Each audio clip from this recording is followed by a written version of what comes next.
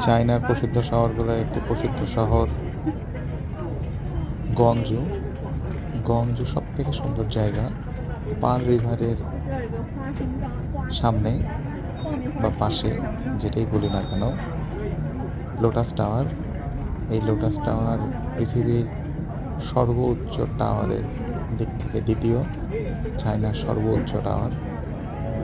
আর এটি এতই মনোমুগ্ধকর যে লক্ষাধিক ভ্রমণ পিপাসু প্রত্যেক বছর গুয়াংজু শহরে এই পার্ল রিভারের পাশে এই লোটাস টাওয়ারই দেখতে আসে।